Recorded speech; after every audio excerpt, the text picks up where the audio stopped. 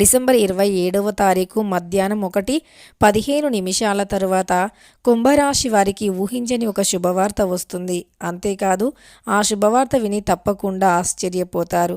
కుంభరాశి వారికి డిసెంబర్ 17వ తారీఖు శుక్రవారం రోజున ఊహించని శుభవార్త మధ్యాహ్నం 1:15 తర్వాత ఏ శుభవార్త వస్తుంది, అలానే కుంభరాశి వారి యొక్క వ్యక్తిత్వం ఎలా ఉంటుంది, శుభ అశుభ ఫలితాలు ఏమిటి, వారి యొక్క గోచార ఫలితాలు ఏమిటి అనేటటువంటి చెప్పుకోలేని సమస్యలతో సతమతమవుతూ ఉన్నారా? అయితే శ్రీ శివపార్వతి జ్యోతిష్యాలయం పూజారి గారిని సంప్రదించండి. మీకు ఎటువంటి సమస్యలు ఉన్నా ఫోన్ కాల్ ద్వారానే జ్యోతిష్యం చెప్పబడను. ప్రేమించిన వారు దూరం కావటం, అనుకున్న పనులు కాకపోవటం, భార్యాభర్తల సమస్యలు, కుటుంబ సమస్యలు, డబ్బు సమస్యలు, పెళ్లి సమస్యలు, పెళ్లి కుదరకపోవటం, సంతానం లేకపోవటం, వ్యాపారంలో నష్టం రావటం, నమ్మిన వారు దూరం కావటం, ఇంకా ఎటువంటి సమస్యలు ఉన్నా శివపార్వతి ఆశీస్సులతో గుడిలో ప్రత్యేకమైన పూజలు చేస్తూ ఉంటారు. ఎటువంటి పర్సనల్ సమస్యలు ఉన్నా, ప్రేమ సమస్యలు, భార్యాభర్తల సమస్యలు, ఇలా ఎటువంటి సమస్యలు ఉన్నా ప్రత్యేకమైన పూజలు చేస్తూ ఉంటారు. మీ ఎటువంటి సమస్యలు ఉన్నా పూజారి గారిని ఒక్కసారి నమ్మకంతో సంప్రదించండి. వారి సెల్ నంబర్ వచ్చి 9515466718. ఇటువంటి పూర్తి అంశాలను ఇప్పుడు ఈ వీడియోలో తెలుసుకుందాం. వీడియోని చివరి వరకు స్కిప్ చేయకుండా చూడండి. అప్పుడే మేమేం చెబుతున్నామో మీకు పూర్తిగా అర్థమవుతుంది. ఛానల్ని కొత్తగా చూసేవారు తప్పకుండా సబ్స్క్రైబ్ చేసుకొని వీడియోని లైక్ చేయండి. ఇలాంటి ఎన్నో వీడియోస్ మీ ఫోన్కి నోటిఫికేషన్గా వస్తాయి.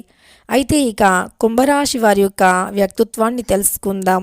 వీడియోలోకి వెళ్ళిపోతే కుంభరాశి అనేది రాశి చక్రంలో 11వ రాశి.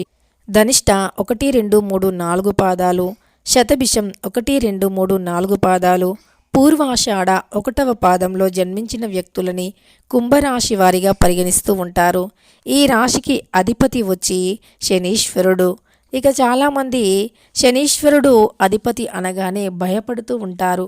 ఎందుకంటే శనిదేవుడు ఏ రాశికి అధిపతి అయితే ఆ రాశి వారు కష్టాలు అనుభవిస్తారు అని వారు నమ్ముతూ ఉంటారు. కానీ ఇది అస్సలు నిజం కాదు. శనీశ్వరుడు సహజంగా అన్ని గ్రహాల్లోకెల్లా పెద్ద గ్రహం అని చెప్పుకోవచ్చు. శనీశ్వరుడు గ్రహాలకి అధిపతి. ఇక శని భగవానుడి యొక్క అనుగ్రహాన్ని ఎవరైతే ఒక్కసారి పొందుతారో అలాంటి వారు తప్పకుండా రాత్రికి రాత్రే ధనవంతులైపోతారు. అంత గొప్ప ఫలితం ఉంటుంది. శనీశ్వరుని అనుగ్రహాన్ని పొందిన వారు జీవితంలో కష్టాలు అనేవి ఉండవు. శనీశ్వరుని యొక్క అనుగ్రహం ఎవరికైతే ఉంటుందో వారు ఖచ్చితంగా ధనవంతులుగా మారిపోతారు. శని భగవానుని అనుగ్రహంతో కోటీశ్వరులుగా మారుతారు. అంతేకాదు శనీశ్వరుడు అంటేనే గ్రహాలకు అధిపతి. అలానే శనీశ్వరుడు అందరికీ సమానమైనటువంటి న్యాయాన్ని చెబుతూ ఉంటారు. శని భగవానుడు అప్పుడప్పుడు ఎవరైతే తప్పులు చేస్తారో వారి తలపై ఒక మొట్టికాయను వేస్తూ ఉంటారు. అలా వారి యొక్క అహంకారాన్ని అణిచివేస్తూ ఉంటాడు శనీశ్వరుడు. అంతే తప్ప శని భగవానుడు అందరికీ సమానత్వమైనటువంటి న్యాయాన్ని చేస్తారు. అలాంటి ఒక గొప్ప శనీశ్వరుని యొక్క శనీశ్వరుడు యొక్క ఈ రాశికి కుంభరాశి వారికి అధిపతి కనుక వీరి యొక్క జాతకం ఎప్పుడు అయినా మారవచ్చు. కుంభరాశి వారికి ఇక ఈ రాశి వారి యొక్క వ్యక్తిత్వం విషయానికి వస్తే గనక ఈ రాశికి అధిపతి అయినటువంటి శనీశ్వరుని అనుగ్రహం చాలా వరకు ఉంటుంది. ఎవరైనా తెలుసో తెలియకో చేసే చిన్న చిన్న పొరపాట్ల కారణంగా వీరు జీవితంలో కొన్ని రకాల ఇబ్బందులను ఎదుర్కొంటూ ఉంటారు. అలానే చాలామంది అంటూ ఉంటారు, మేము ఎన్ని పూజలు చేసినా పరిహారాలు ఫలితం రావట్లేదు, ఎన్ని పరిహారాలు చేసినా సరే ఫలితం అసలు రావట్లేదు అని బాధపడుతూ ఉంటారు. కానీ మీరు చేసే పూజలకి ఫలితం రావాలి అన్నా, మీరు కష్టం నుండి బయటపడాలి అన్నా ముందుగా దాన ధర్మాలు అధికంగా చేయాలి. మూగ జీవులకి ఎక్కువగా ఆహారాన్ని పెడుతూ ఉండాలి. దాన ధర్మాలు చేసేవారికి శని దోషాలు ఉండవు. గ్రహాల అనుకూలత లేక చాలామంది బాధపడుతూ ఉంటారు.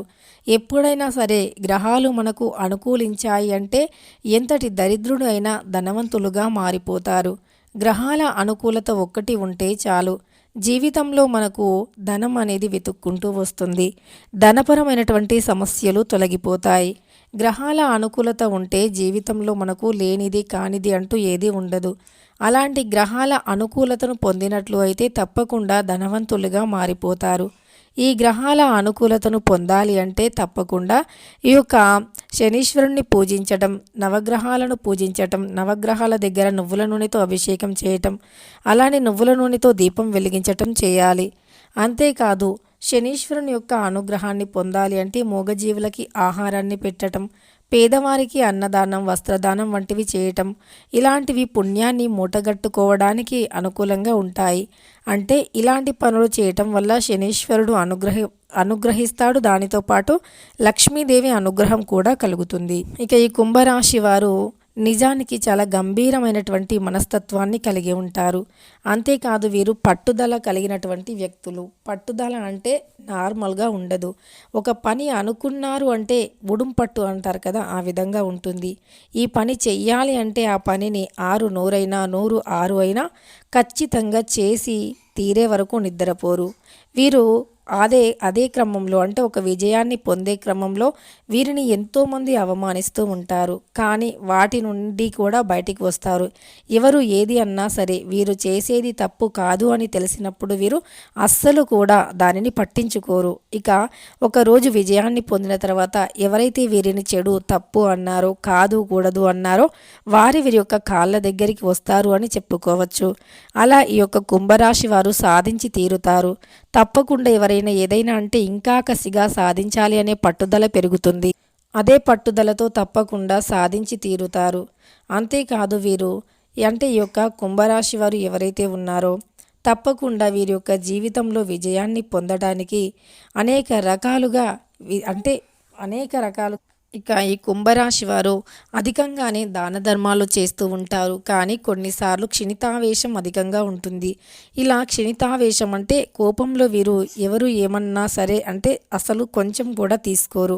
ఎవరు ఏ ఒక్క చిన్న మాట అన్నా సరే ఖచ్చితంగా మాటకు మాట ఇస్తూ ఉంటారు. దానితో పాటు ఆవేశం అధికంగా ఉంటుంది. ఎవరైనా రెచ్చగొడితే రెచ్చిపోయే స్వభావం ఉంటుంది. కానీ పరోక్షమైనటువంటి మాటలను వినేటటువంటి లక్షణం వీరికి ఉండదు.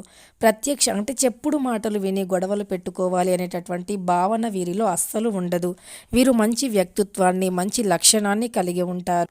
క్రమశిక్షణ అధికంగా ఉంటుంది వీరిలో.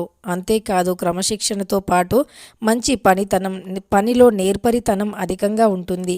ఏ పని చేసినా అంకిత భావంతో పనిచేస్తూ ఉంటారు.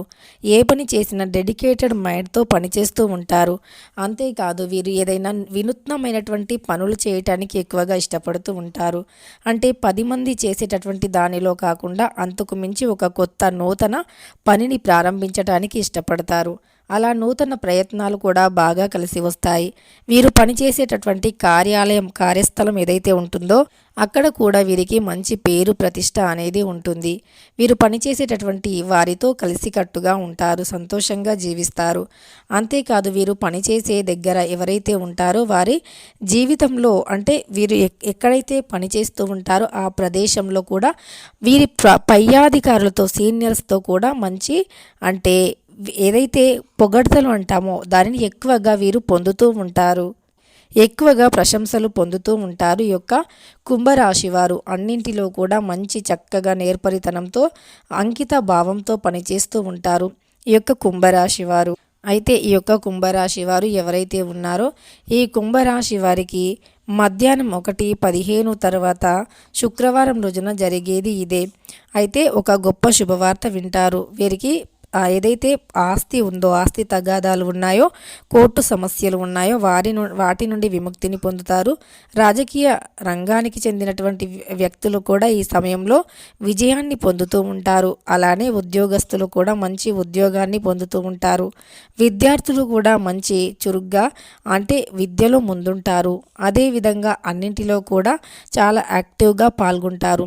విద్య, ఉద్యోగం, వ్యాపారంలో కూడా మంచిగా లాభాలు కలిసి వస్తాయి. వివాహాది శుభకార్యంలో ఆలస్యం అవుతున్న వారు కూడా ఆటంకాల నుండి ఈ సమయంలో బయటపడుతూ ఉంటారు. అలానే వీరికి మధ్యాహ్నం 1:15 తర్వాత తప్పకుండా ఒక శుభవార్త అనేది వస్తూ ఉంటుంది. అలానే ఒంటరిగా ఉండే కుంభరాశి వారికి ఒక వ్యక్తి పరిచయం అవుతారు. వారి రాకతో వీరి జీవితం ఆనందకరంగా మారిపోతుంది.